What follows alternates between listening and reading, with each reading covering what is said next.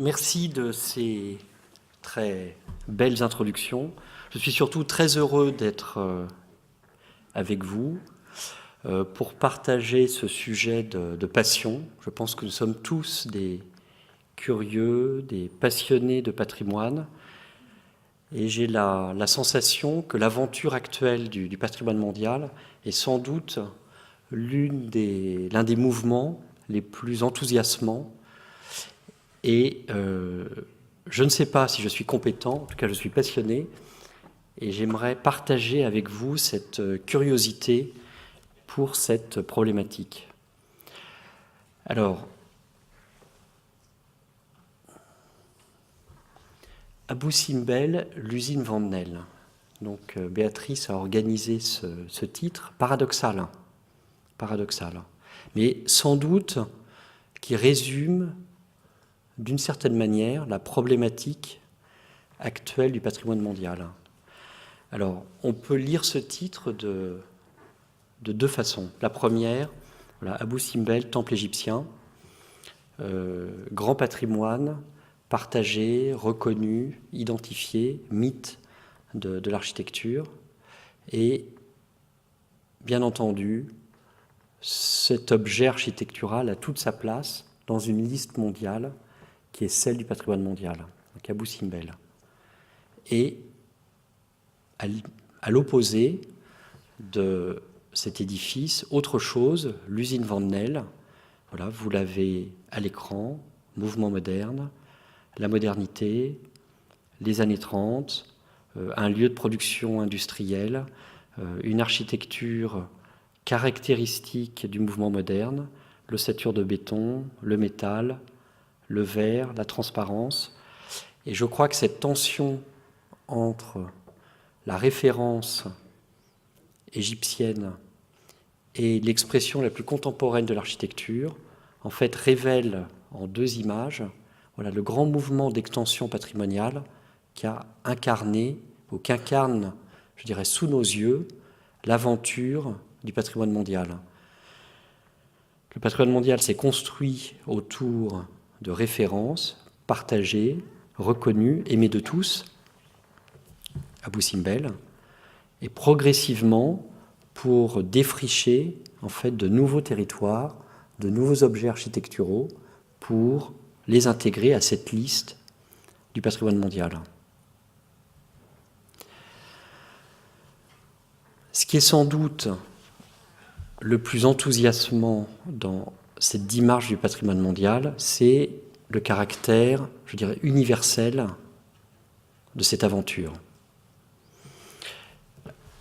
Je pense qu'il n'est pas inutile d'évoquer en fait les circonstances de la création de la Convention du patrimoine mondial. Bon, certainement, vous êtes très, très informés sur ce déroulement, mais il est assez passionnant toujours de revenir en fait au fondement, de mesurer comment les circonstances de la création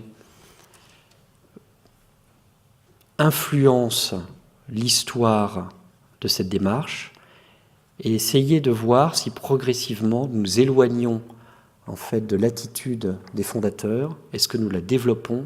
Est-ce que nous l'enrichissons? Alors, la question de l'échange patrimonial, du partage universel, est présentée sur cette image comme étant un phénomène, je dirais, de la deuxième moitié du XXe siècle. Il est tout à fait possible, en fait, de rappeler comment cette histoire, en fait, s'ancre dans l'histoire, dans le temps long du XXe siècle, avec la conviction partagée, avec la Société des Nations, qu'il est nécessaire, en fait, qu'une rencontre entre les peuples se produise et que le patrimoine incarnerait, en fait, cet échange. Le grand temps est celui de la reconstruction d'après le traumatisme de la Deuxième Guerre mondiale, avec la création de l'UNESCO, accompagnant, partageant ce rêve, se constitue l'ICOMOS, le Conseil international des monuments et des sites. Et je salue les anciens présidents, Michel Janssen, Benjamin Mouton. Merci à l'un et l'autre d'être là ce soir. L'année prochaine, nous allons célébrer l'anniversaire de la fondation d'ICOMOS, donc en juin 2015, à Varsovie, lieu fondateur de l'ICOMOS.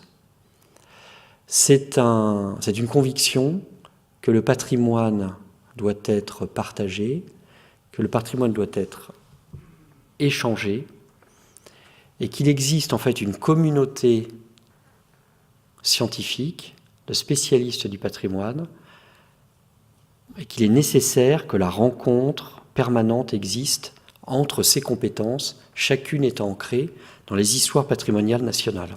Et pour dépasser la dimension nationale de l'interprétation, que le débat doit être porté à l'échelle internationale. Un des acquis préalables à l'année 65, bien sûr, c'est la Charte de Venise, que vous connaissez tous, 1964, en fait, qui fixe un regard commun sur la pratique de la restauration et de la conservation du patrimoine. Et donc, très clairement, se constitue en fait un faisceau d'intentions après 1945 autour de la question des enjeux patrimoniaux. La Charte de Venise, la création de l'ICOMOS, et poursuivant cette logique, la question suivante est posée: ne serait-il pas désormais juste que nous dépassions les limites nationales dans la définition des patrimoines et que nous construisions en fait une liste universelle qui regrouperait tout ce qui compte pour nous dans l'histoire patrimoniale de l'humanité. Et donc c'est la fameuse Convention de 72. Ce que je voudrais, c'est que vous descendiez et que vous regardiez en fait les dernières lignes de cette image. En fait, ce qui est toujours passionnant quand vous essayez de contextualiser des grandes décisions culturelles, c'est que certes, vous pouvez avoir cette construction administrative de dates qui s'enchaînent, mais il y a en fait des événements, je dirais, plus forts, qui ont sans doute participé très largement à la construction de cette aventure. Et c'est ce que l'on a regroupé sous le terme de campagne internationale de sauvegarde. Il y a ces aventures patrimoniales exceptionnelles que ma génération n'a pas connues, que nous connaissons par les témoins, par les photographies, même troublantes, que l'on en connaît, les publications, de sites majeurs du patrimoine, soumis en fait à on dirait aujourd'hui patrimoine at risk, heritage at risk, soumis en fait à des pressions qui dépassent en fait la capacité de l'État pour résoudre ces fameuses conséquences générées par la pression subie par le monument. Les événements, on peut citer 2 événements, donc les inondations à Venise et à Florence. Nous le savons tous, l'État italien, l'administration en charge du patrimoine en Italie, mesure l'ampleur du désastre et tout à la fois sollicite l'appui d'institutions, de fondations privées et simultanément reçoit en fait des propositions d'assistance. Et il y a eu en fait l'ensemble de ces campagnes autour des années 60-70 qui là encore ont créé en fait ce climat montrant tout ce qui pouvait être gagné en fait d'un rassemblement international autour du patrimoine. Et ces grandes campagnes de sauvegarde, ne l'oublions pas, sont sans doute fondatrices dans cette ambition du patrimoine mondial.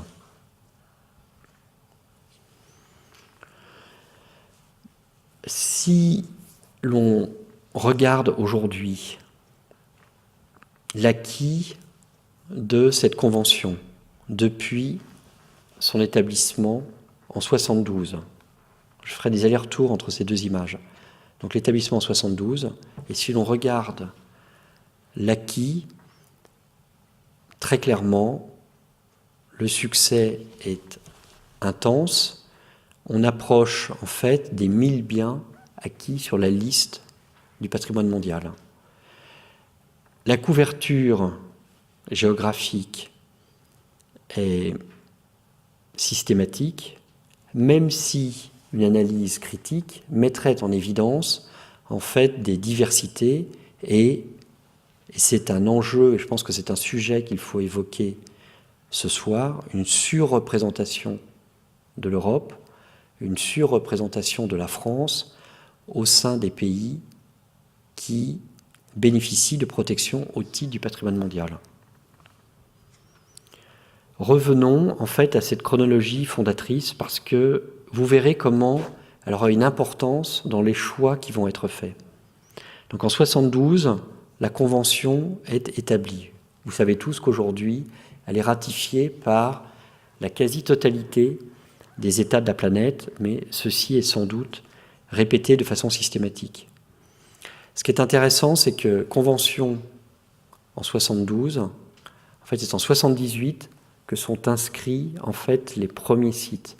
Et je vous proposerai en fait d'échanger ou d'évoquer avec vous cette première liste française, en fait qui est emblématique de la manière dont en France nous avons appréhendé cette question du patrimoine mondial. Alors, sans être trop long,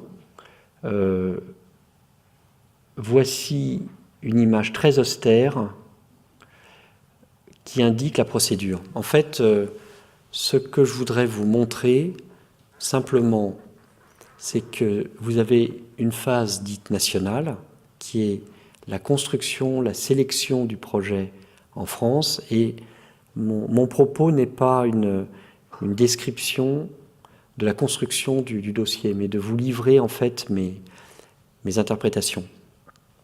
Et vous voyez en bas de la phase nationale, voilà, la case réservée au président de la République. Je pense que cette inscription qui est réglementaire, en fait, est symbolique et témoigne en fait de l'ampleur qu'a pris aujourd'hui le patrimoine mondial de façon universelle, mais de façon très forte en France. La décision de proposer un bien à l'inscription au patrimoine mondial est bien une décision qui relève du président de la République. Et ceci est l'illustration, je dirais, très spectaculaire, institutionnelle, de ce que peut représenter l'inscription au patrimoine mondial. C'est au-delà, bien entendu, d'une protection au titre du monument historique, c'est une décision désormais de politique publique, politique et culturelle. Et ce sujet peut aborder de la concurrence entre les dossiers, lorsqu'il y a plus de dossiers prêts que ce qu'il est possible de déposer selon les quotas qui nous sont réservés, c'est-à-dire 2 dossiers par an, c'est un arbitrage au plus haut niveau de l'État. Voilà l'aboutissement de l'idée de 1972. L'idée de 72, en fait, elle est issue en fait, du regard de 1964, qui tente en fait de formaliser une pratique de la restauration du patrimoine et qui serait partagée par l'ensemble des États. Et donc en 1964, la Charte de Venise qui définit en fait les bonnes pratiques par rapport aux opérations de restauration et de conservation du monument. Une réflexion sur la doctrine. Et ce qui est assez passionnant, c'est comment finalement il a été possible en fait, de construire ce consensus culturel au travers de l'ensemble des signataires et des États portant cette charte culturelle et qui est aujourd'hui, comment dire, le guide, le modèle qui définit nos pratiques patrimoniales. En 1972,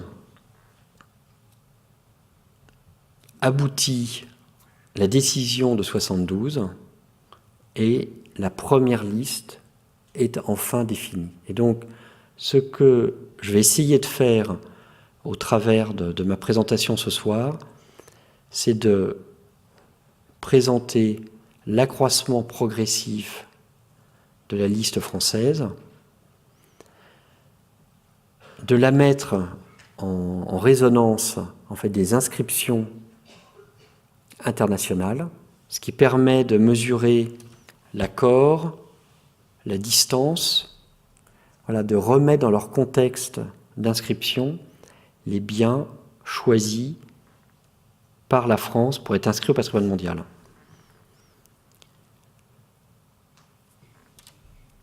Dès l'année 79, en fait, le nombre d'édifices inscrits est très important, donc 45. Ce qu'il faut remarquer, c'est qu'on a, dès l'origine, donc cette capacité, en fait, à inscrire des biens culturels et des biens naturels. Vous avez une tentative de ma part de répartition géographique, donc Europe, Amérique du Nord, 25, États arabes, 9, Asie-Pacifique, 5, Afrique, 4, Amérique latine et Caraïbes, 2. En fait, dès l'origine, vous apparaît, si vous voulez, ce caractère non équilibré en termes de géographie et de représentation universelle des inscriptions, avec, dès l'origine, en fait, des inscriptions très importantes en Europe et en Amérique du Nord. Et ce phénomène ne va guère se réduire, entraînant progressivement une réflexion sur la nature de la liste, sur les procédures, pour qu'elle devienne réellement une liste universelle. Alors, ce qui est très impressionnant dans cette liste, si l'on fait une sélection de 3 objets mythiques qui vous sont présentés, donc Abou Simbel, donc c'est toute l'aventure du barrage d'Assouan et le sauvetage des monuments égyptiens, les ruines de Persépolis, et donc on mesure le poids politique de l'Iran et du Shah d'Iran. Et puis, j'ai retrouvé en fait cette inscription avec l'aide d'Isabelle Palmy, directrice d'ICOMOS, et je n'avais pas noté que Auschwitz en fait fait partie de la première liste. Donc je pense que ça montre, si vous voulez, la puissance de cette liste, les enjeux culturels auxquels elle se confronte, et la dimension symbolique de chacun des monuments qui sont inscrits.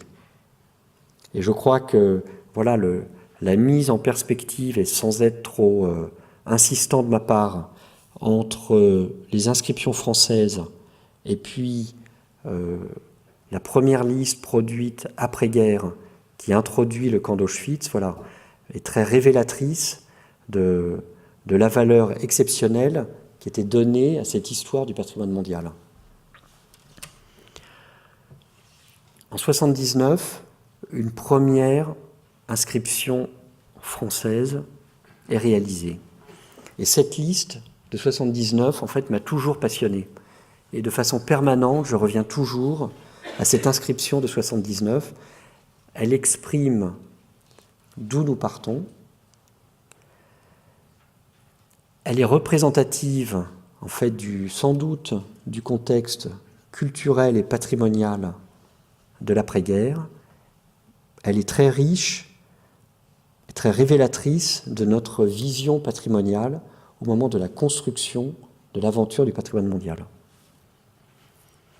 Alors, je suis heureux de la lire devant vous. Donc la basilique et colline de Vézelay, la cathédrale de Chartres, le mont Saint-Michel et sa baie, le palais et le parc de Versailles, et les grottes ornées de la vallée de la Vézère. Cette liste est fascinante. Elle apparaît, et bien entendu, mon regard est positif et admiratif. En fait, on mesure l'exercice auquel ont été confrontés les porteurs français du projet. Donc on peut rendre hommage à Madame Bercé, à M. Parent, à M. Pressouire, auxquels était demandé quels sont les premiers monuments qui incarneraient, au nom d'une valeur universelle, l'histoire de la culture française. Je pense que nous devrions entendre encore Françoise Bercé et qu'elle nous transmette le témoignage de cette aventure intellectuelle et scientifique exceptionnelle. Françoise Bercé est issue du service des monuments historiques. La plupart d'entre vous la connaissent. C'est une personnalité extraordinaire, éclairante. Elle a écrit sur la dernière exposition elle vient de sortir un ouvrage remarquable sur Viollet-le-Duc. Elle a pour nous la responsabilité, toutes ces années, des archives du service des monuments historiques. Et elle était sans doute l'une des personnes qui connaissait mieux l'histoire du service des monuments historiques. Cette liste, c'est sans doute la sélection alors mon terme est un peu naïf, des plus beaux monuments français. La cathédrale mythique, Chartres, la colline de Vézelay, le mont Saint-Michel, la volonté de rendre hommage à une histoire de l'architecture médiévale, et puis le château de Versailles, donc une image de l'architecture classique, Louis XIV, institutionnelle, je reviendrai sur ce sujet, et les grottes de la Vézère. Alors, les grottes de la Vézère, c'est extraordinaire parce que, on aurait pu peut-être identifier simplement une cathédrale, Vézelay. Assez naturellement, on a voulu inscrire l'histoire patrimoniale française dans le temps extrêmement long.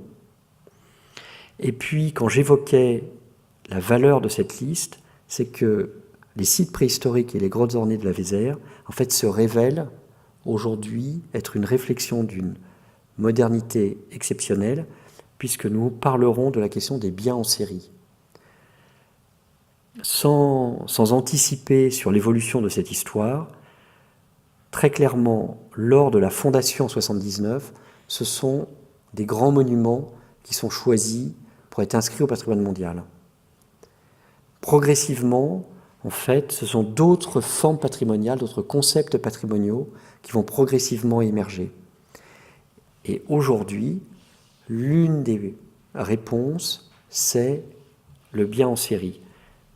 Je vais être amené donc à me répéter, mais une des convictions, c'est que le patrimoine est d'une telle complexité, tel que nous le percevons aujourd'hui, qu'un objet unique ne peut certainement pas répondre à la richesse patrimoniale. Et qu'une série de biens est sans doute ce qui incarne mieux notre conviction actuelle du patrimoine. Le bassin minier du Nord est un bien en série. Et donc la vallée de la Vézère, les grottes ornées de la vallée de la Vézère, qui est un rassemblement de sites historiques, et bien finalement, dès la fondation de la liste du patrimoine mondial, introduisait cette complexité, ce concept que le bien inscrit au patrimoine mondial n'est pas forcément un objet unique. Ce n'est pas forcément la cathédrale entourée de ses barrières, ça peut être en fait une collection d'objets. Et donc dès la liste en fait de 79, nos anciens fondateurs du regard français sur le patrimoine mondial avaient mis en place un outil qui allait se révéler être l'outil fondateur, l'outil majeur en fait du regard actuel sur le patrimoine mondial. On pourrait résumer cette liste de 79, très justement appelée l'année iconique, comme étant les premiers monuments historiques français, une sorte de super catégorie qui viendrait se juxtaposer aux premières listes de classement de 1841, sur lesquelles vous trouviez Chartres et Vézelay, aboutissement, classement au patrimoine mondial. Et là encore, je reviens en arrière, mais n'est-il pas bouleversant de voir qu'au même moment, on protégeait Auschwitz, donc le drame d'une histoire contemporaine. Ce qui montre aussi la capacité du patrimoine mondial, en fait, à porter des regards, je dirais, tout à fait différents sur notre conviction de ce que doit être le patrimoine. Liste 79 encore, la cathédrale de Chartres, en vis-à-vis aussi des monuments iconiques dans les autres pays participant à cette inscription et les amphithéâtres romains en Tunisie. Ces monuments sont inscrits au patrimoine mondial, mais ils continuent leur vie de monuments historiques. Donc j'ai essayé de regarder la superposition, je dirais, de trois histoires: l'histoire du patrimoine mondial, l'histoire en fait de la restauration des monuments en France pendant ces 30 dernières années, et l'histoire des doctrines de restauration. Donc ce sont trois histoires qui sont rarement confrontées. Donc je ne suis pas certain d'être en mesure, si vous voulez, de présenter d'une manière très, très claire ces trois histoires fusionnées. Malgré tout, il y a un certain nombre d'éléments que je commence à percevoir. Lorsque la cathédrale de Chartres est inscrite au patrimoine mondial, elle a été identifiée depuis les origines du XIXe siècle comme étant l'un des monuments majeurs du patrimoine français, et assez naturellement, elle trouve sa place sur la première liste de protection au titre des monuments historiques. Et la cathédrale de Chartres participe ou fait l'objet des plus grands soins du service des monuments historiques. Et donc elle trouve sa place dans l'histoire de la restauration telle qu'a pu le pratiquer le service des monuments historiques. Au moment de l'inscription au patrimoine mondial,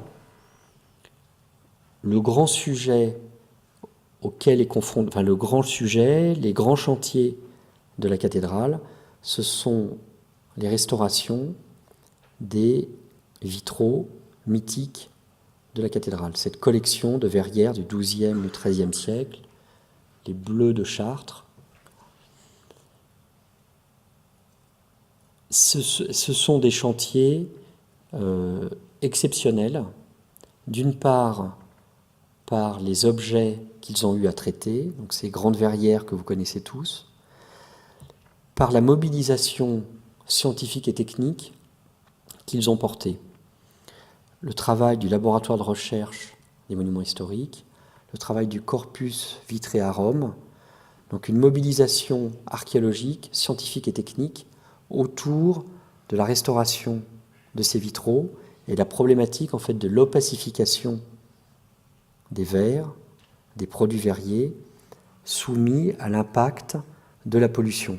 Et donc les grands chantiers de restauration des verrières de Chartres en fait participent en fait de la construction d'une doctrine technique, une doctrine de restauration, de gestes techniques qui vont être diffusés sur l'ensemble des chantiers. Donc assez naturellement, la cathédrale de Chartres est identifiée comme étant le grand monument du patrimoine mondial, mais ce monument continue son destin de monument historique et fait l'objet des plus grands soins du service. Et à l'époque, le grand chantier, c'est celui des vitraux. La modernité de ce chantier, c'est la dimension scientifique et technique qui lui est donnée. Le travail de laboratoire, l'analyse en fait des phénomènes d'altération des verres, la mise au point de techniques de restauration, la suppression des plans de casse, l'invention progressive des verrières de doublage qui isolent le vitrail par rapport à la pollution. Voilà la vie de la cathédrale au moment de son inscription au patrimoine mondial.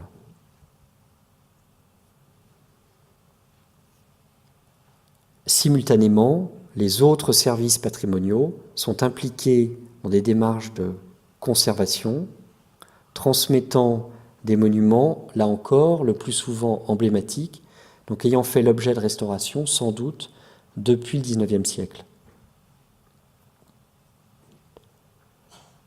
En 1981, en fait, cette aventure se poursuit et vous avez la liste française à nouveau, avec l'abbaye de Fontenay, Arles, les monuments antiques, la cathédrale d'Amiens, Fontainebleau, Orange et Chambord. Donc on a la sensation que la démarche engagée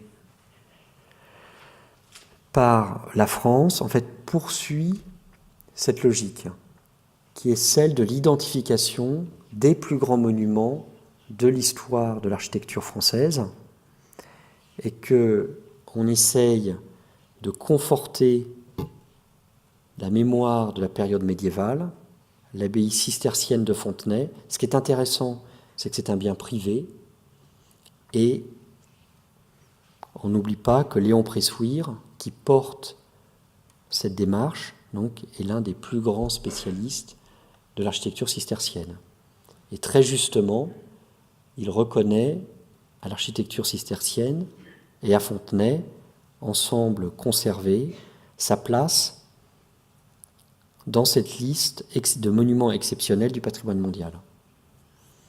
Arles, on poursuit cette démarche en fait d'inscription de biens en série. Ce sont les monuments antiques de la ville d'Arles. La cathédrale d'Amiens, on comprend, elle incarnait pour Viollet-le-Duc le modèle de l'architecture gothique, l'édifice emblématique. Donc là encore, c'est un regard culturel que porte le service des monuments historiques sur son histoire. Assez naturellement, tout au long du XIXe siècle, ce regard que vous connaissez tous sur la cathédrale idéale considérait que le XIIIe siècle était le temps de l'architecture mythique française, et la cathédrale d'Amiens était considérée par Viollet-le-Duc comme étant l'un des exemples de la cathédrale idéale.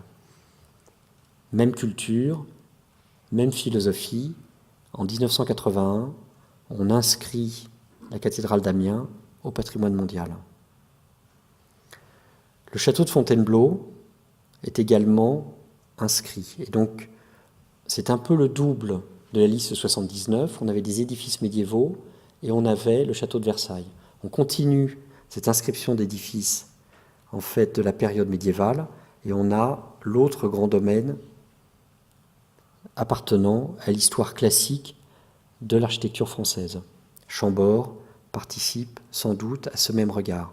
Et donc on s'aperçoit que en 79 et 81, finalement, la réflexion française a été d'identifier en fait une histoire dans le temps long de notre architecture qui va de la période préhistorique, l'Antiquité, la période médiévale avec la période romane, le XIIe, le XIIIe siècle, la Renaissance avec Chambord, Fontainebleau et Versailles.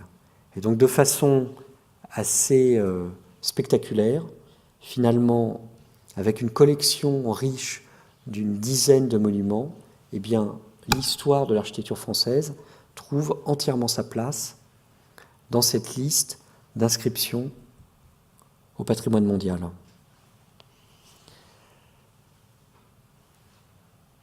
Le château de Fontainebleau. Aujourd'hui, quand nous parlons de Fontainebleau, nous parlons de Versailles, voilà, nous évoquons des monuments historiques. Souvenons-nous, ce n'était pas le statut officiel et culturel de ces édifices. Versailles et Fontainebleau, et je voudrais revenir un instant sur cette histoire, sont des bâtiments civils et palais nationaux. Vous vous souvenez tous que les bâtiments civils et palais nationaux sont la liste d'édifices appartenant à l'État, issus en fait des propriétés de la couronne et qui sont considérés comme les monuments majeurs, essentiels de notre nation. Ce sont les bâtiments civils et palais nationaux. Il y a donc deux gestions différentes du patrimoine en France jusqu'à la fin des années 80. Vous avez les monuments historiques qui interviennent, je caricature, sur les cathédrales, et vous avez l'administration des bâtiments civils et palais nationaux qui intervient sur ces grands monuments de l'État, la Bibliothèque nationale, le Trocadéro, Fontainebleau, Versailles.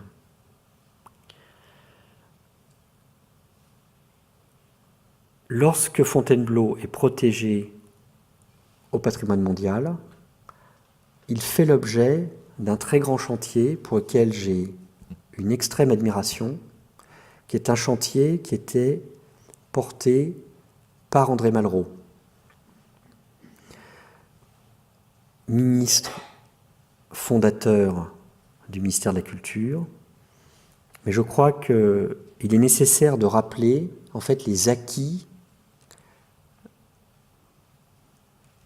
de ce qu'a pu représenter la période sous la conduite d'André Malraux. C'est absolument fascinant. Et la liste des acquis culturels et patrimoniaux de cette période est infinie. Les secteurs sauvegardés, les palais nationaux, le regard sur le patrimoine du XXe siècle avec les premières protections de la Villa Savoie-Le Corbusier qui introduit la protection du patrimoine du XXe siècle, la modification de la loi sur les inscrits qui permet de protéger également le patrimoine du XXe siècle, la création du service de l'inventaire avec André Chastel. Voilà, cette liste est infinie. Et cette liste a pour moi en commun, en fait, de révéler une méthode qui est nouvelle, qui est une prise en compte globale du patrimoine. Donc vous avez ces listes de... Donc l'histoire devient très confuse. Vous avez la juxtaposition entre une histoire du monument historique, qui sont des objets autonomes qui sont classés, et vous avez à partir de 1965 l'invention de nouveaux outils, en fait, qui passent de l'échelle du monument à l'échelle du territoire, le secteur sauvegardé, le parc national. Il est assez, je dirais, spectaculaire de confronter en fait ces deux objets patrimoniaux dont on voit bien qu'ils prennent en compte en fait le grand territoire et la grande surface. Ce que l'on a aussi oublié, c'est qu'en termes de monuments, en fait, André Malraux engage en fait des grands projets de monuments. Ce qui est sans doute la philosophie la plus actuelle de traiter un monument, c'est-à-dire qu'il n'est pas la collection en fait, d'interventions techniques ponctuelles, il est porté par un regard global, un schéma directeur, une démarche culturelle. Et donc André Malraux en fait, engage en fait, de grands projets globaux sur les monuments.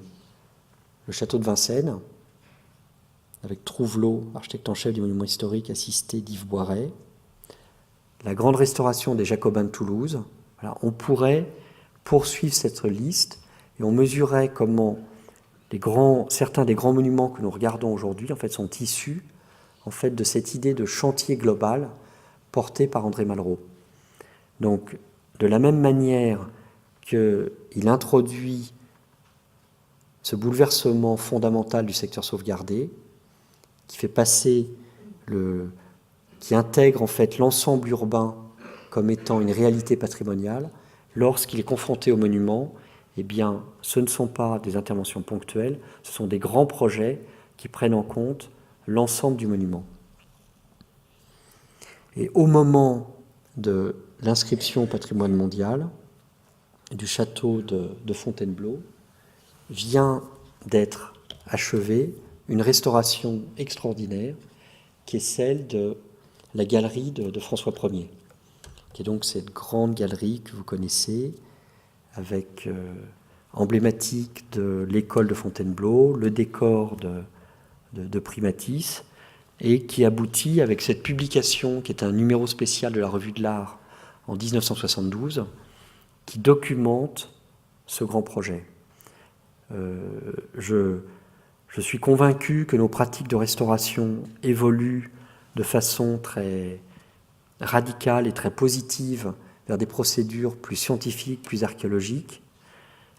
Regardons un chantier porté par André Malraux en 1972 autour d'André Chastel, avec des textes des plus grands historiens du décor, donc Sylvie Béguin, qui était conservatrice du département des peintures étrangères au Louvre, André Chastel, le responsable de l'inventaire, Macalister Johnston, qui est un des grands spécialistes du XVIe siècle, et ce chantier fait appel en fait aux plus grands restaurateurs du décor au XVIe siècle. Et avec, voilà, c'est déjà ces valeurs que nous portons aujourd'hui, de documentation, d'héritage technique laissé du chantier. Donc j'ai sélectionné simplement une page qui est une de mes pages favorites. Donc vous savez tous que la fresque est une technique complexe, rare en France. Fontainebleau est un des exemples quasi uniques de l'utilisation de cette technique dans le décor de peinture murale en France. Et puis la fresque, comme le nom l'indique, se fait sur un enduit frais, à fresco, et donc le peintre, l'artisan, ne réalise que la partie d'enduit qu'il va être en mesure de traiter dans la journée, la giornata. Et en fait, une analyse archéologique précise de la surface permet d'identifier en fait toutes les coutures de la peinture et d'identifier chacune des journées utilisées. Et comme elles sont traitées en général en recouvrement, vous pouvez même suivre l'avancement du chantier. L'avancement du chantier, c'était des gens modernes, donc on profitait des échafaudages, donc on voit bien la partie haute, la partie médiane, et ainsi de suite. Bon, pardonnez-moi ces digressions, mais je veux encore montrer comment on a une inscription au patrimoine mondial, le monument est en restauration. Le monument est en restauration, c'est un grand projet porté par André Malraux. Et en introduction de ce catalogue, de ce numéro spécial de la Revue de l'Art, qui était une revue extraordinaire, vous avez ce texte d'André Malraux que j'aimerais vous lire. Vous l'avez peut-être déjà tous lu. En fait, je suis fasciné par la modernité de son point de vue et en fait sa capacité, nous le savons tous, qu'il incarnait en fait d'identifier chacune des cultures.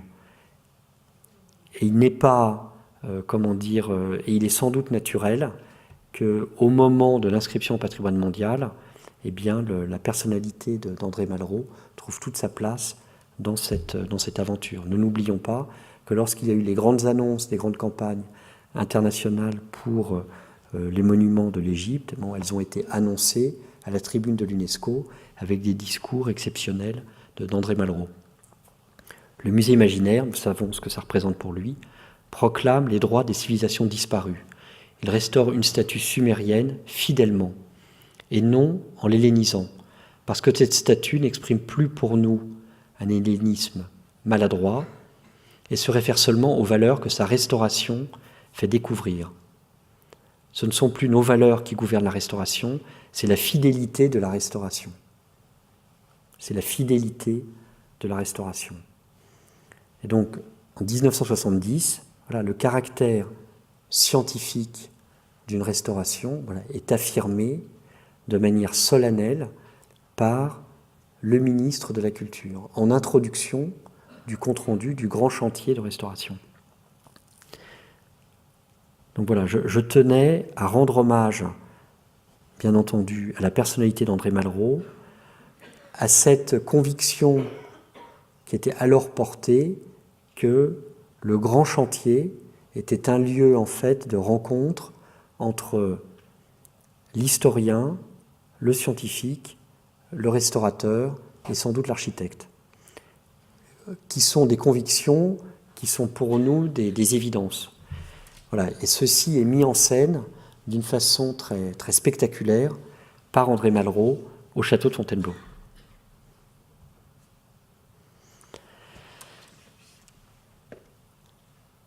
Les années 70-80 sont donc les années de création de la conviction du patrimoine mondial. Dans la démarche portée par la France, on reconnaît en fait une idée d'être en mesure d'identifier la grande liste des grands monuments français.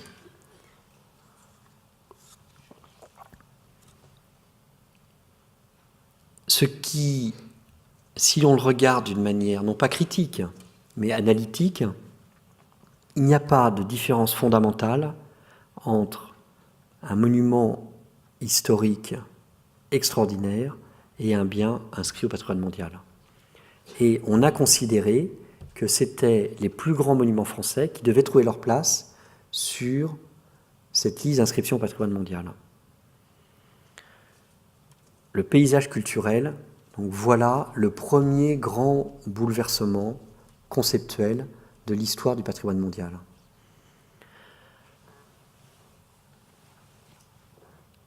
Cette conviction est la suivante. Aujourd'hui, c'est sans doute une évidence pour nous tous. Le paysage est un bien naturel, mais il est plus certainement le produit d'une activité humaine. Le paysage culturel reflète des rapports socio-économiques dans un territoire qui produisent l'aménagement du territoire. Premier temps fondamental dans l'enrichissement conceptuel du patrimoine mondial. En 72, nous avons parcouru cette liste, très belle, 79, 81, château, cathédrale, grotte, préhistorique. Apparaît en fait une nouvelle problématique, celle des paysages culturels. On comprend comment en fait la rencontre internationale en fait entre des experts provenant d'horizons culturels différents progressivement en fait apparaître de nouveaux concepts patrimoniaux.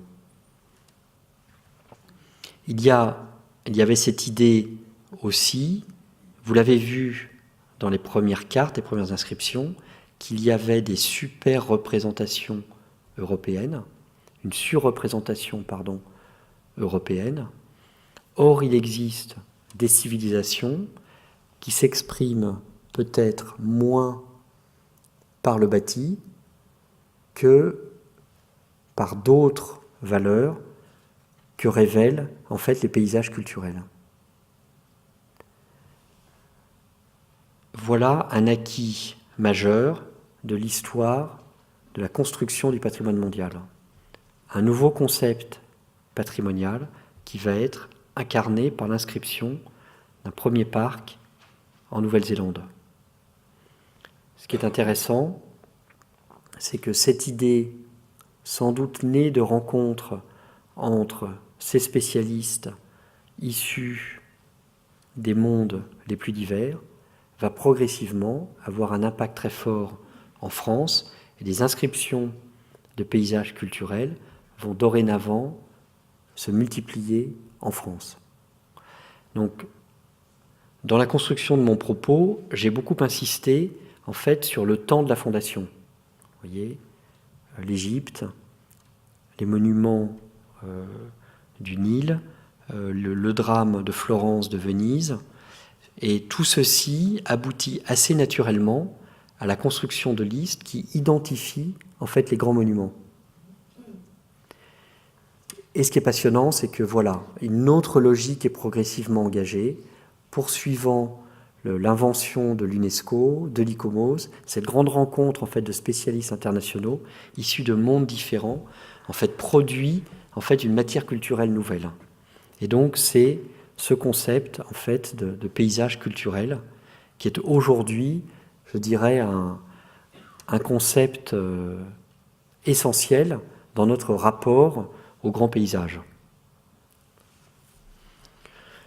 Ce qui est également à noter dans cette inscription du parc national de Tongariro, voilà, c'est cette notion de grande échelle.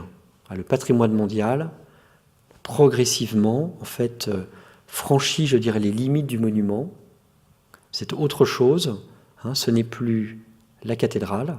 Elle existe et elle va exister toujours. Mais on se confronte, en fait, au grand territoire.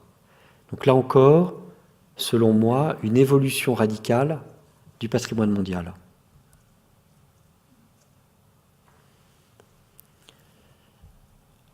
En 1994, un événement assez bouleversant qui est le document de Nara sur l'authenticité. Donc, comme j'ai essayé de l'exprimer précédemment, j'essaye à la fois de montrer l'évolution de la liste et en filigrane, en fait, l'évolution de la doctrine. Le document de Nara sur l'authenticité, donc Nara, lieu majeur de l'histoire architecturale, culturelle et patrimoniale au Japon, incarne, vous le savez tous, cette pratique patrimoniale exceptionnelle qui est celle de la reconstruction régulière des monuments. Comment fait-on pour confronter en fait la cathédrale de Chartres et le temple de Nara reconstruit 25 ans avant, la cathédrale de Chartres que le service des monuments historiques s'engage à conserver la matière, à considérer comme une matière archéologique, alors que simultanément, d'autres civilisations ont un rapport, je dirais, opposé à l'objet patrimonial. Ce n'est pas la dimension archéologique en fait, de l'édifice auquel ils sont attachés, c'est en fait la pratique culturelle et technique qui y est attachée. L'assemblage de la structure bois des temples de Nara, des pagodes et des temples, est d'une exceptionnelle difficulté et il est donc essentiel que cette pratique de l'assemblage, de la charpenterie, soit quelque chose de vivant. Et donc le concept patrimonial, ce n'est pas la matière archéologique dont est constitué le monument, c'est en fait les procédures, les savoir-faire, les techniques pour le recomposer. Cette charte sur l'authenticité, je pense, est là encore un bouleversement très profond. Elle est issue, là encore, de ce que génère cette rencontre, je dirais, transnationale entre des spécialistes de mondes différents. Ce qui est fascinant, c'est que cette charte de Nara, que je m'approprie progressivement, nourrit en fait totalement ma pratique. Cette conception de l'authenticité, de la réévaluation permanente des critères d'authenticité, qui amène en fait à concevoir un monument historique comme étant un objet dans le temps long et non pas uniquement la mémoire d'un objet du XIIe ou du XIIIe siècle. Il a fait l'objet de pratiques culturelles successives. ces pratiques culturelles en fait incarnent, habitent totalement le monument. Quelle est la notion d'authenticité que nous devons prendre en compte? Je pense que Nara n'apporte pas là non plus de réponse, mais ouvre en fait de nouvelles perspectives. Et là encore, la charte de Nara, en fait, est venue et s'est matérialisée alors même que le Japon proposait l'inscription au patrimoine mondial de ces temples dont certains s'étonnaient de voir leur caractère de reconstruction permanente. Une autre pratique culturelle. Je me souviens d'échanges avec une jeune femme responsable du patrimoine au Bhoutan et qui m'expliquait que ce qui était essentiel pour eux, c'était la capacité de peindre et de repeindre de façon permanente les monuments. Et donc, c'était le choc entre ce qui est ma pratique de restauration, qui est la conservation du monument, qui est un objet archéologique avec une matière qui doit être conservée, alors que simultanément, une approche autre est produite, qui est celle, en fait, du respect quasi sacré, en fait, des procédures et des techniques de mise en œuvre des édifices et des monuments. Il y a quelques mois, nous étions à Florence pour l'Assemblée générale de l'ICOMOS, et il y a eu un événement très, très intense, qui était l'anniversaire, en fait, des 20 ans de la charte de Nara. Les chartes sont des guides culturels.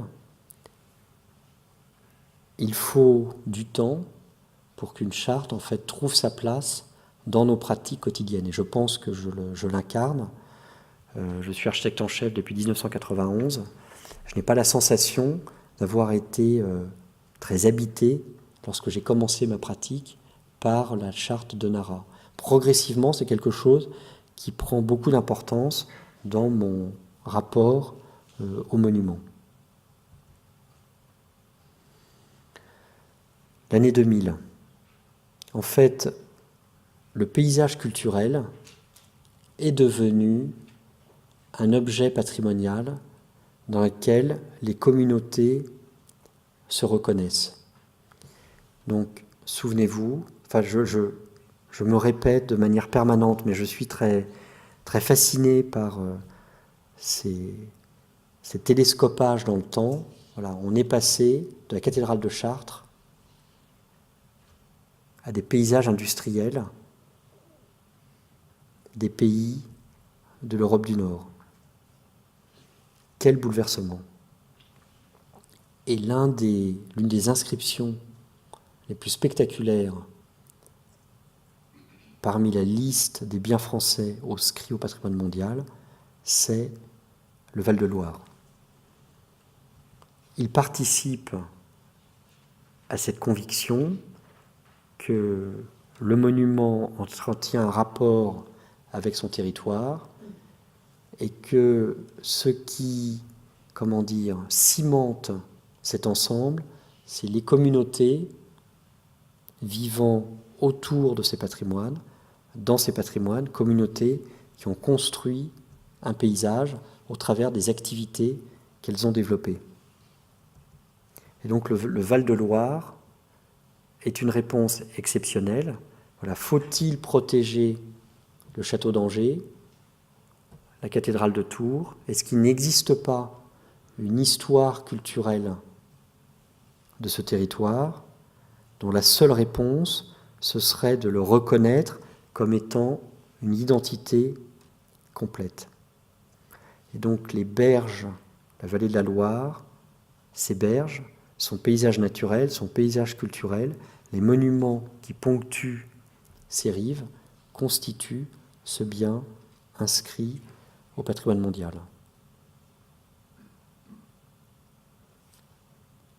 C'est un objet patrimonial absolument extraordinaire, dont on mesure l'ambition, le rêve culturel, voilà, de rassembler une communauté qui s'est construite autour d'un fleuve,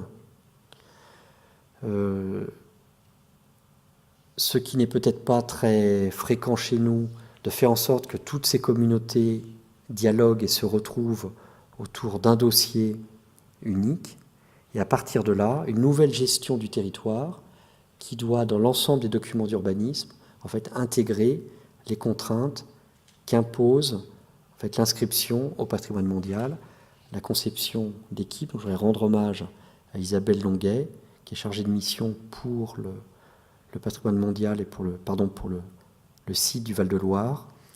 Voilà, donc construire cette gestion quotidienne de ce grand site. Donc de 1970 à 2000, les concepts ont été totalement réinventés. Et je crois que c'est ça en fait, qui me marque le plus dans cette histoire du patrimoine mondial. Et j'ai même la conviction que nous ne savons pas aujourd'hui vers quelle forme patrimoniale nous allons. Alors ce ne sont pas, des objets, artificiels.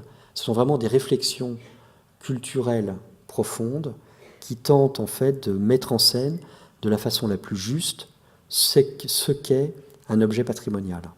Et donc là, la conviction, c'est que les grands monuments du Val-de-Loire sont des châteaux et des cathédrales, mais elles existent au travers d'un territoire commun partagé qui les a construits philosophiquement, historiquement, en termes de littérature, en termes d'histoire de l'art, et que c'est cet ensemble qui doit être préservé. Alors il y a des débats assez complexes sur la limite du bien. En fait, c'est une réflexion en fait sur le territoire, ses limites, des valeurs auxquelles je crois beaucoup, une réflexion en profondeur. Et en fait, c'est un rapport avec la géologie. Donc il y a une unité géologique, en fait, Angers-Orléans, qui a constitué l'argument, scientifique pour définir ce bien et qu'il ne soit pas étendu, en fait, jusqu'à l'Atlantique. Le Val-de-Loire demeure une aventure nouvelle, un modèle, et en même temps la construction permanente d'outils de gestion pour que l'ensemble de ce territoire puisse intégrer pleinement les valeurs universelles reconnues par l'inscription au patrimoine mondial.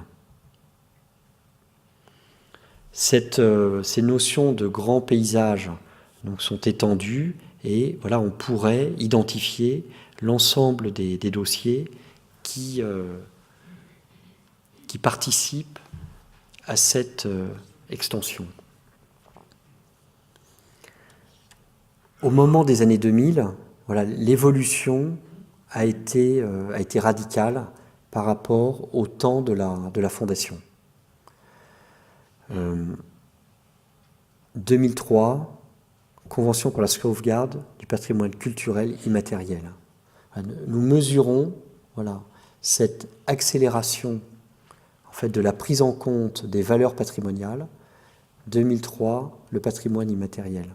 Je pense que nous avons tous la conviction aujourd'hui qu'il n'est sans doute pas légitime de séparer les valeurs matérielles et immatérielles. Quand on évoque la question du Val-de-Loire, toutes les dimensions immatérielles que porte ce territoire sont des évidences. Donc progressivement, là encore, des concepts culturels extrêmement intenses qui dépassent totalement ce que portaient nos réflexions strictement nationales. L'ICOMOS accompagne en fait cette réflexion et en fait ce que l'on perçoit 2012, la vision de Kyoto, le rôle des communautés.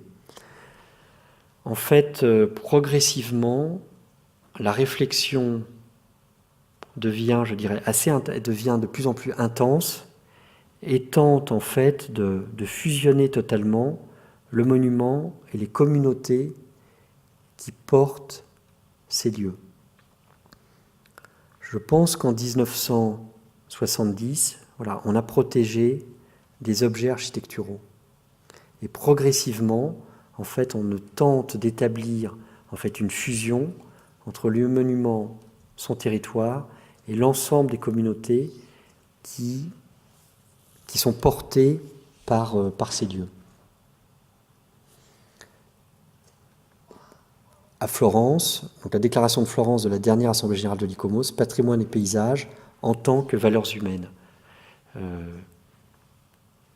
Benjamin Mouton avait porté lors de l'Assemblée générale de Paris en 2011 donc une réflexion scientifique, patrimoine comme moteur du développement. Et donc on voit comment on essaye de dépasser un regard. Alors je voudrais ne pas employer de mots qui soient ni péjoratifs ni réducteurs. Voilà, on dépasse sans doute le regard strictement archéologique pour rattacher au monument des problématiques beaucoup plus profondes.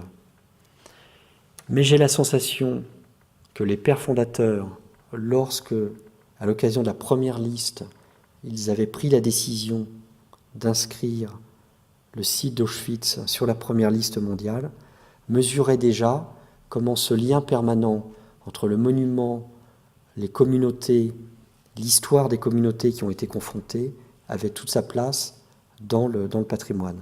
Mais les débats actuels, voilà, c'est la question de l'authenticité, comment chaque civilisation a sa place, quel que soit son rapport à la notion d'authenticité, et comment faire en sorte que l'ensemble des communautés se rassemblent autour de ces valeurs patrimoniales.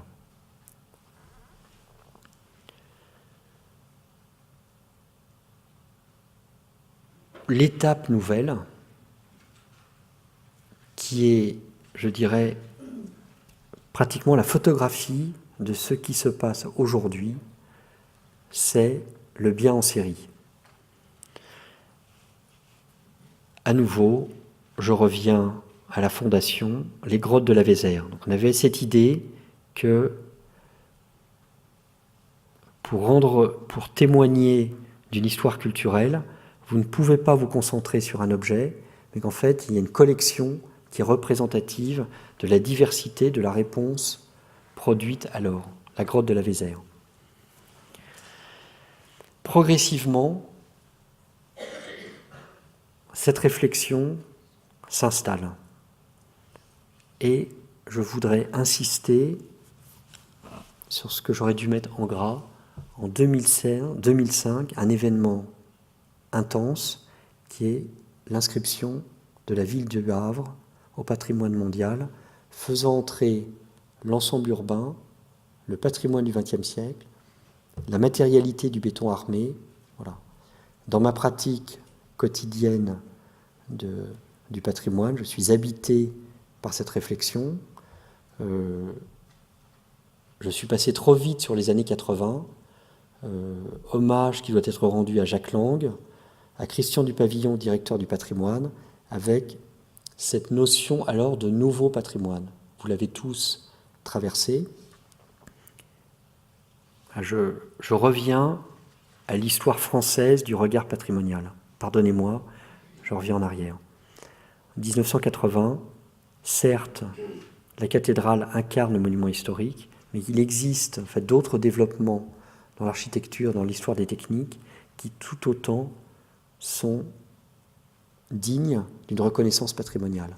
Et c'est l'aventure des nouveaux patrimoines conduite avec une intuition incroyable par Jacques Lang, portée par Christian Dupavillon, le patrimoine du XXe siècle, le patrimoine du XIXe siècle, le patrimoine technologique. Voilà, donc ces objets différents ont toute leur place dans le patrimoine, y compris les communautés qui les ont portés. Et l'aboutissement va être l'inscription de la ville du Havre au patrimoine mondial.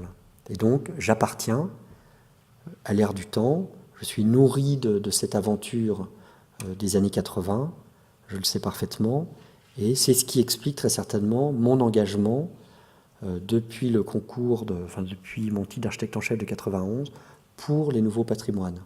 Au-delà de mes choix personnels, je sais très bien que j'appartiens à un esprit culturel partagé, et oui, je suis très impliqué dans la défense, la mise en valeur et la conservation du patrimoine du XXe siècle, patrimoine de la première moitié et patrimoine de la deuxième moitié du XXe siècle. J'étais en CRPS à Aix ce matin pour Commission régionale du patrimoine et des sites. En fait, c'est l'assemblée à l'échelon régional qui définit les protections au titre des monuments historiques. Et de donner le label 20e, donc à un ensemble qui est sans doute la première résidence pour retraités, construite dans les années 60-68 dans le sud de la France.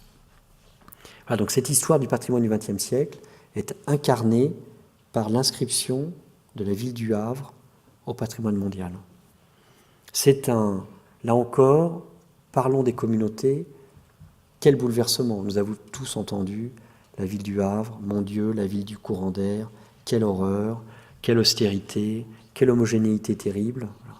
Eh bien non, cette communauté en fait se rassemble, s'incarne, revendique en fait sa personnalité, son histoire et toute sa place dans l'histoire de l'architecture du XXe siècle.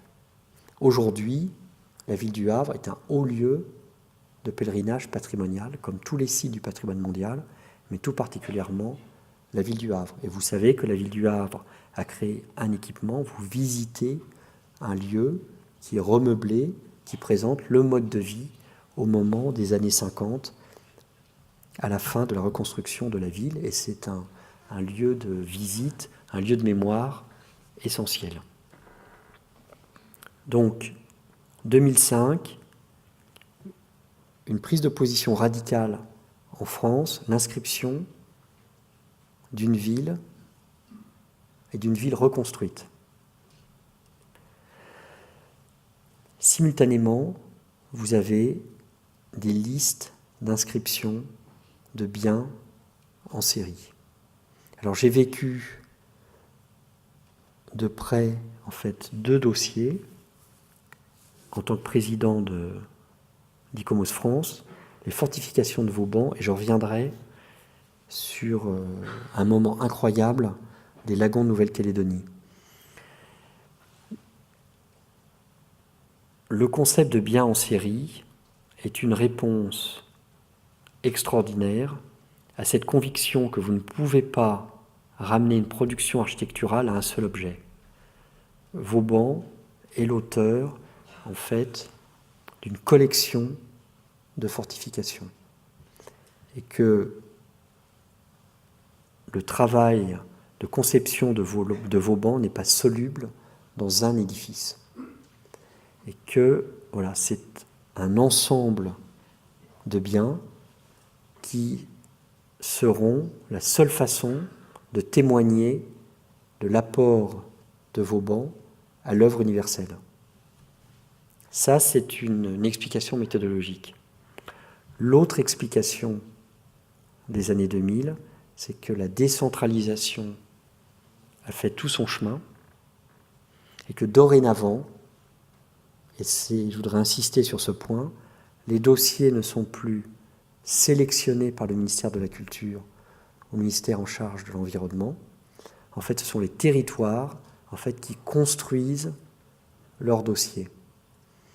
Et le dossier des fortifications de Vauban, en fait, c'est autour de l'association des Amis de Vauban, un regroupement de propriétaires, un regroupement de collectivités, de villes, et qui, ensemble, construisent en fait le dossier.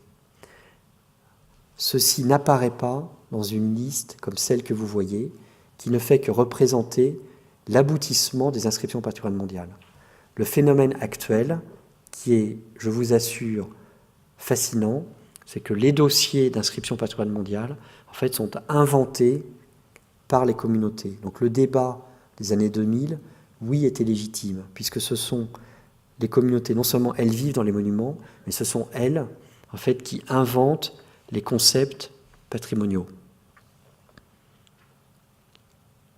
Et sans doute un des dossiers qui me fascine le plus, le bassin minier du Nord, en fait, ce sont les gens du Nord, les villes, les monuments, les sociétés savantes, qu'importe, quelle que soit leur couleur politique, qui ont construit un objet. Nous sommes très loin, en fait, du château de Fontainebleau. Voilà, quel parcours en 30 ans. Les fortifications de Vauban, et je rajoute une anecdote que l'on m'a racontée ce matin. Donc, vous avez des villes, des édifices privés, publics. La ville de Besançon. La ville de Besançon est confrontée à la gestion de ces grands remparts conçus par Vauban. Des linéaires de glacis, des linéaires de maçonnerie. C'est une ville qui s'identifie, entre autres, grâce au patrimoine mondial, au travers de l'œuvre de Vauban. Et puis, on est en train de leur dire, mais vous savez, Besançon a été un haut lieu des sanatoriums. Donc vous voyez comment l'histoire du Havre et du patrimoine du XXe siècle, si vous voulez, là encore, tous ces objets patrimoniaux commencent à fusionner. Et la ville de Besançon découvre progressivement, en fait, à l'issue de cette réussite exceptionnelle, de la reconnaissance de Vauban comme étant un objet universel, est en train, en fait, de poursuivre la réflexion sur son identité et d'introduire dans ce qu'elle reconnaît comme étant son patrimoine des objets du XXe siècle. L'importante série de sanatoriums construits à Besançon commence à les intéresser. Pour vous montrer comment cette histoire est mouvante, est en déplacement et en extension de façon permanente. Alors, un témoignage sur les lagons de Nouvelle-Calédonie. Nous tous connaissons les moments les plus terribles de l'histoire récente de la Nouvelle-Calédonie, et je vous assure, le moment d'émotion qu'a représenté la présentation de l'ensemble des communautés de la Nouvelle-Calédonie de leur dossier pour le défendre. Calédoniens de toute origine et incarnant leur diversité culturelle. Et il y avait cette unité autour d'un dossier patrimonial. C'était un moment absolument extraordinaire, y compris de grands anciens, ça c'était merveilleux, qui nous disaient, mais enfin, vous nous demandez de faire une cartographie, parce que vous savez que le bien inscrit au patrimoine mondial, j'ai essayé de ne pas trop rentrer dans la technologie technique, mais le bien doit être limité. Et donc il se retourne vers nous, il dit, mais enfin, vous me demandez de mettre une limite, alors que pour nous, la terre et la mer sont la même chose. Donc comment puis-je créer une limite ? Voilà, donc ce qui compte beaucoup pour moi, c'est comment le patrimoine mondial, les histoires patrimoniales, en fait, sont des lieux où les communautés retrouvent existence, dignité, épanouissement. Et je pense qu'aujourd'hui, c'est plus que nécessaire. Et l'évolution du patrimoine mondial va, d'une certaine manière, dans le sens de la reconnaissance du caractère communautaire du patrimoine.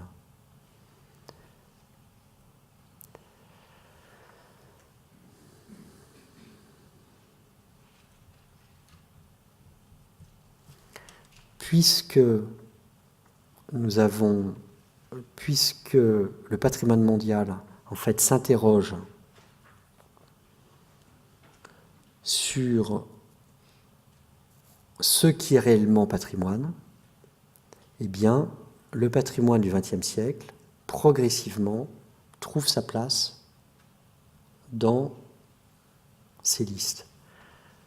Donc l'opéra de Sydney, de la même façon que l'on a protégé une grande cathédrale ou un grand château, eh bien, un objet mythique du XXe siècle est désormais inscrit au patrimoine mondial. Le campus de l'Université de Mexico, très justement, a trouvé sa place avec le travail des peintures murales, a trouvé sa place dans le patrimoine mondial. Et c'est ce qu'incarnait également chez nous la ville du Havre. Donc c'est l'occasion d'évoquer un dossier à l'aventure complexe qui est le dossier de l'œuvre architecturale urbaine de Le Corbusier.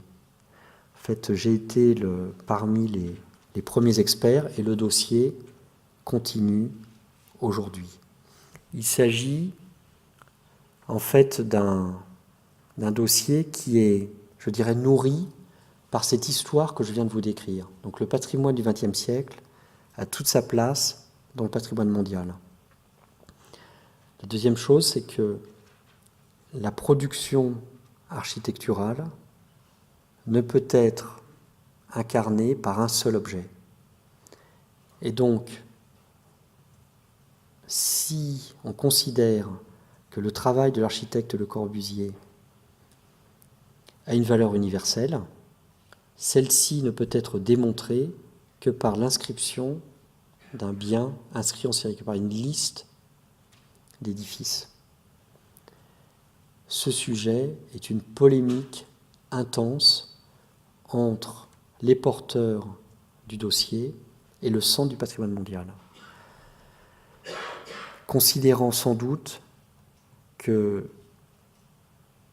cette évolution d'un dossier vers un bien en série transnational, en fait, va sans doute au-delà de ce que l'on est prêt aujourd'hui à reconnaître comme étant un objet patrimonial du patrimoine mondial.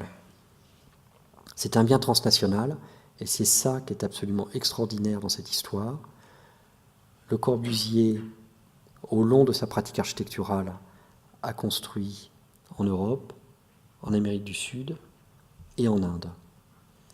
Le dossier est porté, vous savez qu'un dossier transnational doit être porté par un pays, donc c'est la France qui porte l'inscription de Le Corbusier, avec la Suisse, pays où il est né, l'Allemagne, le Weissenhof, l'Argentine, la Belgique, la France, le Japon et l'Inde a rejoint à nouveau ce grand dossier qui est en cours d'aboutissement.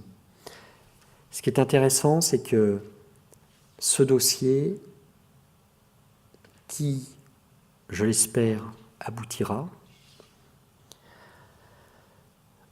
a eu une histoire très, très complexe. C'est-à-dire que, comme je l'ai évoqué en le présentant, en fait, il est considéré comme trop complexe.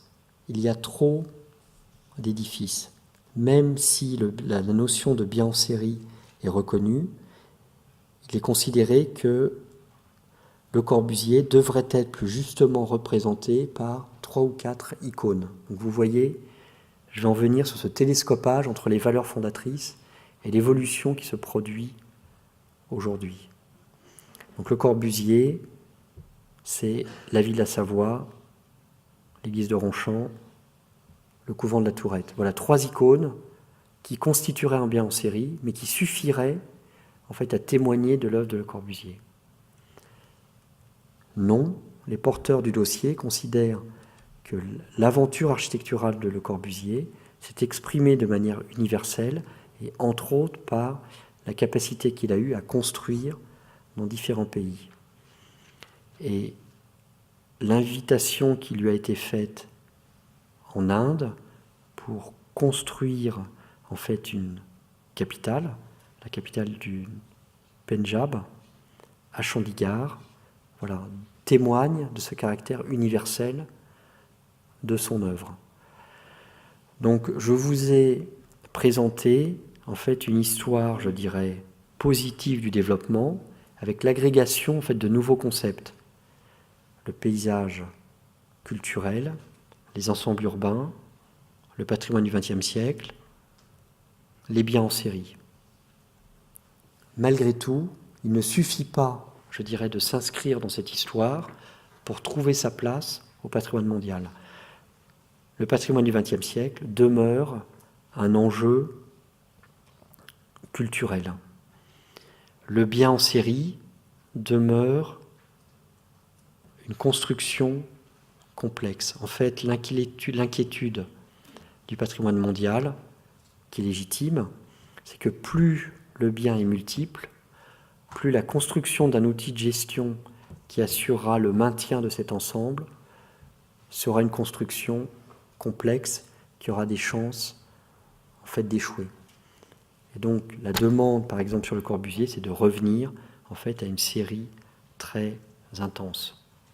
Mais vous avez des sujets très radicaux, les cités d'habitat collectif des années 30 à Berlin, voilà, constituent un hommage de l'habitat social collectif, là encore montrant comment les valeurs patrimoniales ont évolué d'une façon absolument radicale. Le bassin minier du Nord est un dossier exceptionnel, puisque, je reprends ma phrase. Donc, tout à l'heure, j'ai évoqué l'agrégation des concepts patrimoniaux pour passer du monument au paysage culturel, au bien en série. Donc ça, c'est une sorte d'évolution des concepts. L'autre mouvement parallèle que nous avons perçu au travers de cette apparition de nouveaux biens, en fait, c'est le poids majeur pris par les communautés. Voilà. C'est la ville de Bordeaux qui a décidé d'être inscrite au patrimoine mondial. Et c'est le pays du Nord-Pas-de-Calais, la région Nord-Pas-de-Calais, j'ai dit le pays de manière volontaire, pour ne pas être enfermé dans une limite territoriale administrative, qui a décidé de construire un concept patrimonial. Ce qui est intéressant, c'est que la même chose se développait de façon contemporaine en Belgique, en Wallonie. Donc on a ce que j'ai essayé de partager avec vous. Si vous voulez, c'est que vous avez une évolution française, vous avez une évolution du patrimoine mondial, et voilà, mais nous ne sommes pas seuls, et le bassin minier, aventure extraordinaire, d'autres aventures tout à fait comparables, en fait, se développent dans d'autres territoires. La notion de patrimoine mondial, de patrimoine industriel, identifié dans les années 80. Donc je reviens toujours, vous voyez le temps entre le moment où le concept apparaît et le moment où en fait le projet aboutit. Donc autant de Jacques Lang et de Christian Dupavillon, donc travail avec l'inventaire, mise en évidence en fait du rôle essentiel du patrimoine industriel, début de restauration de grandes structures industrielles, les grands chevalements avec le drame dans la plupart des cas où les grandes structures industrielles sont détruites, mais malgré tout des opérations de restauration, les grands hauts fourneaux de Ucange restaurés par Michel Goutal, qui confrontent aussi la pratique professionnelle à celle des matériaux du 19e et du 20e siècle, donc ici le métal. Donc simultanément, le développement intense du laboratoire de recherche des monuments historiques et qui met en place une section spécialisée sur le métal. Donc aujourd'hui et demain, nous avions un colloque avec le laboratoire de recherche des monuments historiques sur la conservation des objets métalliques à l'extérieur. Donc vous voyez comment, au-delà de l'inscription au patrimoine mondial d'un objet, celui-ci résulte en fait de l'aboutissement d'une histoire dans le temps long. C'est ce concept de nouveau patrimoine dans les années 80. Une communauté qui est confrontée en fait au dépérissement industriel et qui, après un temps de l'oubli et de la destruction, prend la décision en fait de valoriser son histoire. Et cela s'accompagne donc par de nouvelles pratiques professionnelles, de nouveaux métiers, de nouveaux savoir-faire qui accompagnent en fait ces objets architecturaux. Comment fait-on pour restaurer du métal? L'enjeu aujourd'hui, comment traite-t-on le plomb qui est utilisé de façon systématique dans les peintures au minium de plomb sur les grandes structures métalliques. Donc une histoire culturelle, technique, architecturale.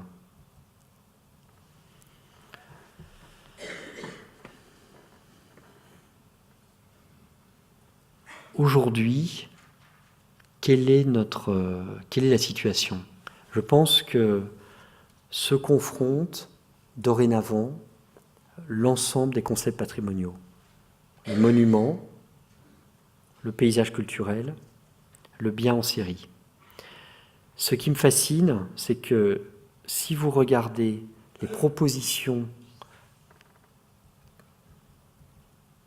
je triche, voilà, et vous regardez en bas à droite, voilà les biens, en bas à droite vous avez les biens français de 2015. Climat du vignoble de Bourgogne, le climat étant le nom d'une parcelle de production de vin en Bourgogne. Coteaux, maisons et caves de Champagne, l'œuvre architecturale et urbaine de Le Corbusier. Nous sommes passés donc à cette grande échelle. Ce sont toujours des biens en série, des territoires d'une vaste étendue. Voilà la situation aujourd'hui. Une des dernières inscriptions françaises a été la cathédrale d'Albi. Eh bien, non, ce n'est pas la cathédrale d'Albi, c'est un fragment de la ville d'Albi autour de la cathédrale Sainte-Cécile, territoire de l'évêque, lieu d'une production d'architecturale en briques. Donc, même quand une communauté s'incarne dans un monument, en fait, elle prend la décision ou elle acquiert progressivement la conviction que ce monument doit être traité à l'échelle de la ville, du territoire. Donc, je crois qu'aujourd'hui, c'est quelque chose de définitif et d'acquis. Et avec ces propositions chinoises, de méga territoires. Donc, quelle évolution encore depuis 1970. Et cela induit une évolution de nos pratiques. Bien entendu, j'ai la conviction que le projet de restauration est un projet multidisciplinaire. Il l'est de plus en plus. L'urbaniste, le géographe, toute la question de la cartographie deviennent des sujets majeurs.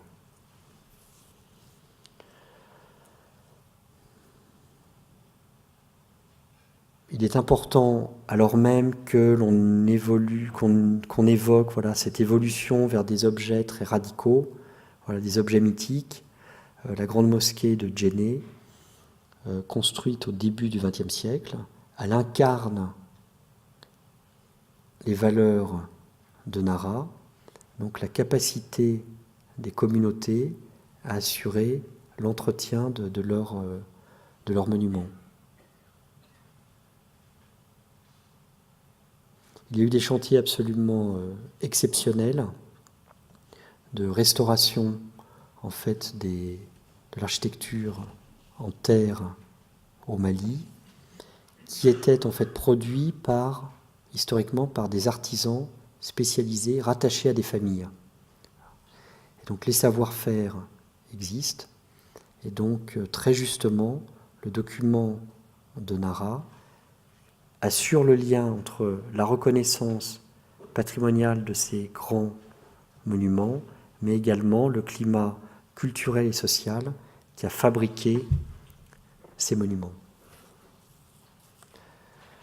Alors, d'une façon un peu artificielle, alors que la soirée va se terminer, j'ai essayé d'identifier, avec l'aide d'Isabelle Palmy, donc quelles étaient les problématiques en fait, qui m'habitent dans ma pratique professionnelle de la conservation du monument historique.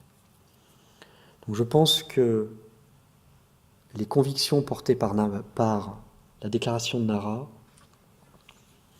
sont essentielles.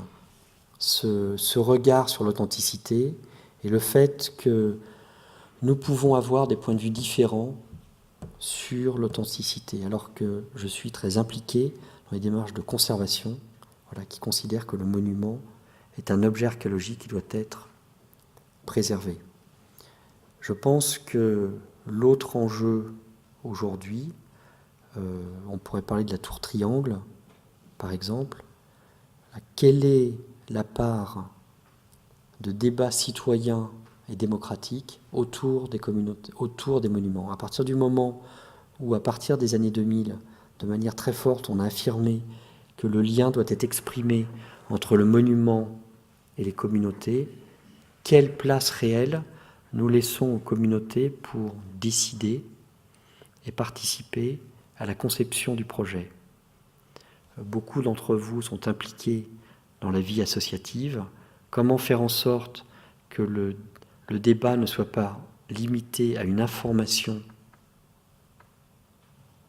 donnée à certaines associations, mais que ce soit réellement, en fait, la construction d'un projet qui soit partagé. Et le chantier du comité français d'ICOMOS que nous engageons pour ces années, donc cette année et l'année prochaine, c'est patrimoine et débat public.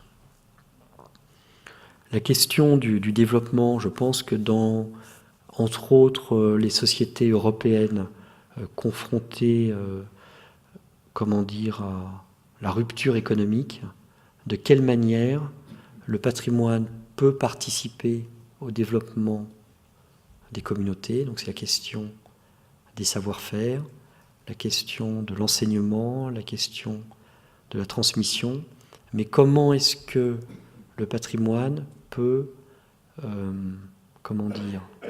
résister en fait à la pression générée par le développement et l'activité économique considérée comme étant nécessaire. Donc le patrimoine aujourd'hui, en fait, très longtemps, j'ai considéré qu'en période en fait de difficultés économiques, ça peut être un moment, c'est terrible ce que je vais dire, mais qui est assez favorable au patrimoine, c'est-à-dire que il est moins menacé. Mais finalement, ce qui est en train de se produire aujourd'hui, c'est autre chose. C'est que les enjeux de développement économique que je reconnais comme étant majeurs dans nos sociétés créent des menaces sur le patrimoine. C'est-à-dire comment pouvez-vous défendre un objet patrimonial quand il se trouve sur le site d'une extension d'usine, sur le parcours d'un TGV.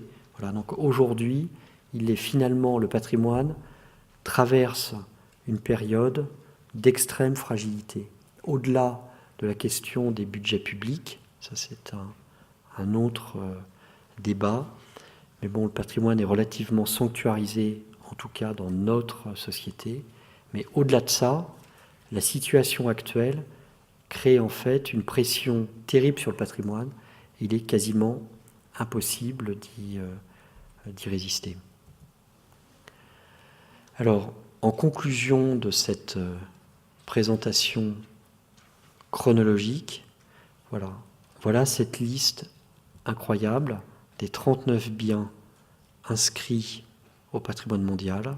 Je pense que nous devrions la connaître par cœur. Elle est à la fois un regard assez juste, je pense, sur une histoire de la production patrimoniale française. Mais ce que j'ai essayé de montrer, c'est qu'elle est également, en fait, le produit de notre regard culturel sur le patrimoine.